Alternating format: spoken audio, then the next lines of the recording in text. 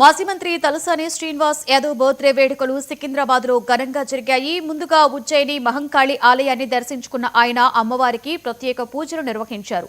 ఈ సందర్భంగా తనెత్తు తులాభారాన్ని సమర్పించారు. ఆ తర్వాత బీఆర్ఎస్ కార్యకర్తలు నేతల సమక్షంలో కేక్ కట్ చేసి సంబరాలు చేసుకున్నారు. అలాగే వృద్ధాశ్రమాలు, అనాథ శరణాలయాల్లో పండ్ల పంపిణీ వంటి సేవా కార్యక్రమాలు చేపట్టారు తలసాని.